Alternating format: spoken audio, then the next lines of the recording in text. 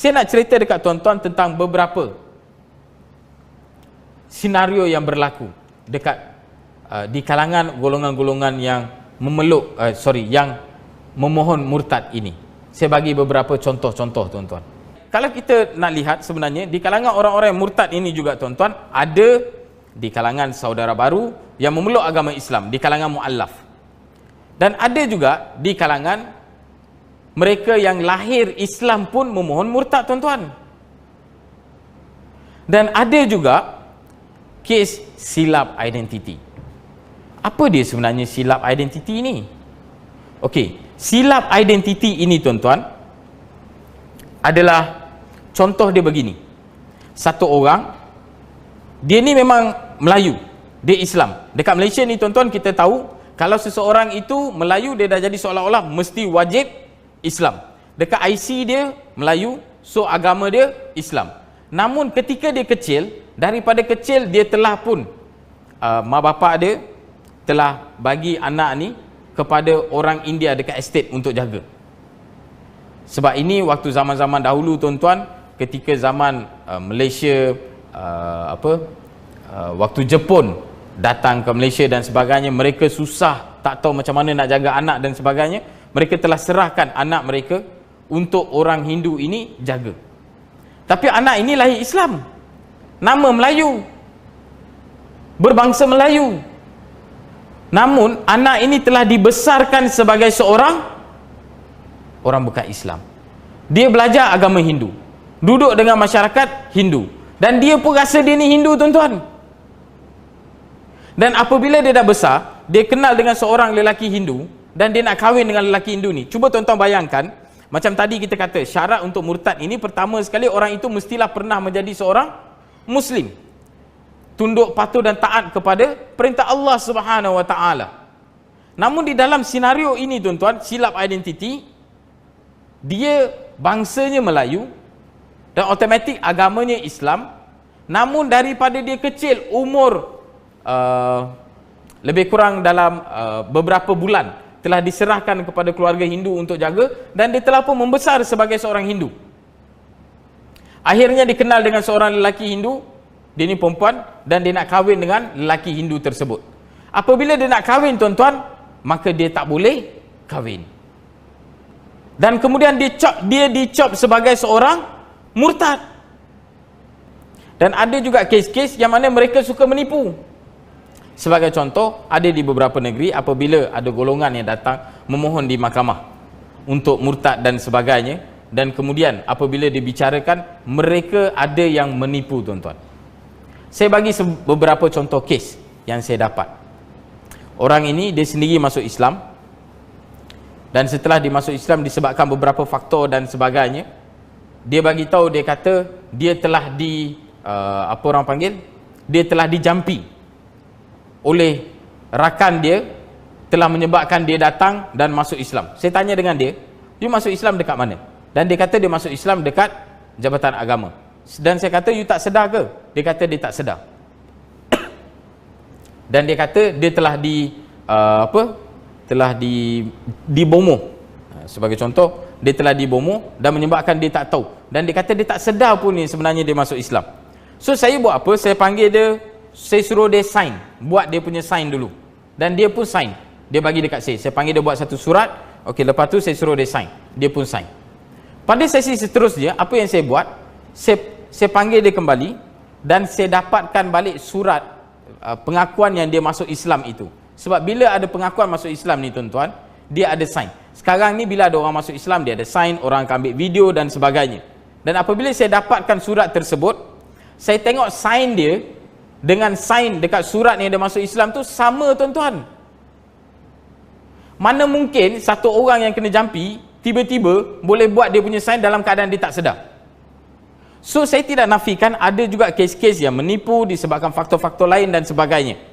Tetapi ada beberapa kes, ada banyak kes yang kami lihat tuan-tuan, kadang-kadang mereka ini menjadi mangsa tuan-tuan.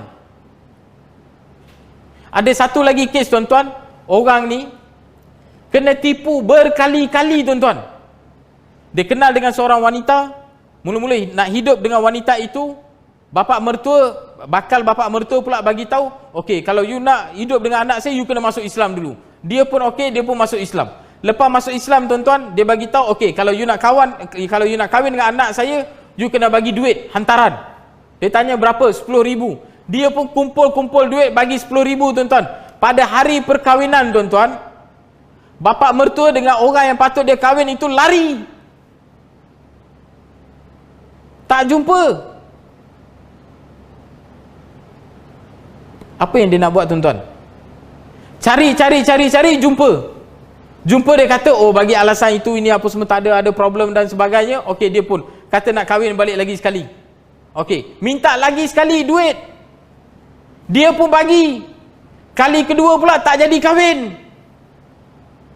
Sekarang lelaki ni bagi tahu, tuan-tuan, tak apalah, saya tak mau perempuan ini, saya tak mau kahwin dan sebagainya. Tapi dia kata, dia dah buat silap dalam hidup dia. Sekarang dia nak patah balik. Ada lagi satu kes yang saya nak bagi tahu dekat tuan-tuan. Kes ini, seorang lelaki, dia bercinta dengan seorang wanita Islam, dan dia dah hidup dan sebagainya sampai dia kahwin. Okey, bila dia kahwin, tuan-tuan, wanita ini telah curang, kantoi dekat dia pula. Wanita ini dia nampak bekas isteri dia itu bersama dengan seorang lelaki lain tengah buat projek, dan kemudian jadi kecoh dan sebagainya. Dia pun tak apa, dia kata tak apa, dia maafkan wanita ini, dan kemudian mereka hidup balik sama. Anak dah ada 2-3 orang, anak dah ada 2 orang, dan mereka tetap hidup bersama. Setelah beberapa tempoh, tuan-tuan, tiba-tiba isteri dia lari daripada rumah, kontak, tak boleh nak kontak. Anak ditinggalkan bersama dengan dia. Dia pun cari, tuan-tuan, hampir berbulan-bulan cari, tak jumpa. Dia ni mu'alaf, tuan-tuan, tak jumpa. Dan akhirnya bila dia dah dapat kontak, dia tengok wanita itu hidup bersama dengan lelaki yang dia curang tadi itu. Dan dia ajak balik perempuan itu. Dia kata tak apalah, dia masih boleh maafkan dan sebagainya. Janji datang hidup bersama dengan dia. Perempuan itu tak mau. Dan akhirnya mereka pun bercerai. Bila bercerai, tuan-tuan, kes macam ni, laki ni dia bagi tahu, dia kata dia tak ada sikit pun marah dengan Islam. Dia tak marah. Dia kata ini salah wanita itu dan sebagainya. Dan dia kata sekarang dia dah mula kenal dengan seorang wanita yang bukan Islam. Wanita ini boleh jaga anak-anak dia, dia boleh hidup bersama dengan dia, dia tahu kisah dia dan sebagainya. Tetapi dia kata dia nak keluar balik daripada agama Islam untuk nak kahwin dengan wanita yang bukan Islam itu. Ada orang dia masuk Islam, tuan-tuan. Bila dia nak masuk Islam, kenal dengan pasangan dia, bila kenal, dia bagi tahu, pasangan dia pula bagi tahu, tak apa, you masuk je Islam. Bila you dah masuk Islam nanti, you ikut you punya agama, saya ikut saya punya agama. Siapa yang bagi tahu, tuan-tuan? Orang Islam sendiri bagi tahu. Tak apa, you masuk Islam je, kita just nak kahwin je. Dan kemudian lelaki ni Kristian, pasangan dia pula, tuan-tuan, yang tukang bawa sekali sama-sama pergi ke gereja, walaupun selepas masuk Islam. Akhirnya mereka berpisah. Saya pendekkan cerita, mereka berpisah. Apabila telah berpisah, tuan-tuan, sekarang apa yang berlaku? Lelaki itu bagi tahu, saya tak pernah pun, dia kata dia tak pernah pun hidup sebagai seorang Muslim. Dia siap tunjuk gambar dan sebagainya, pasangan dia pun ikut pergi gereja, tuan-tuan. Sebenarnya punca kepada semua permasalahan ini, tuan-tuan, bermula dari diri kita.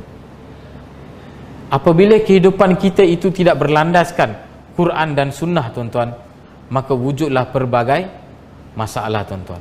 Dan bukan semua kes ini, tuan-tuan, boleh kita salahkan hanya golongan yang murtad saja semata-mata, tuan-tuan, ataupun yang kita panggil sebagai murtad. Sebab ada juga di kalangan kes-kes ini, tuan-tuan, saya secara personal saya tidak menganggap pun berlakunya murtad, kerana mereka, ramai di kalangan mereka ni tak pernah masuk Islam pun, tuan-tuan. Mereka tak faham pun apa itu Islam, tak pernah beramal pun dengan Islam.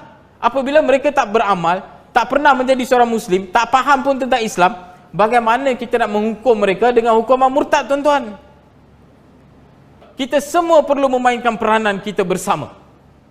Apabila semua orang Islam memainkan peranan as a Muslim, maka insya-Allah isu murtad ini boleh kita bendung bersama, tuan-tuan.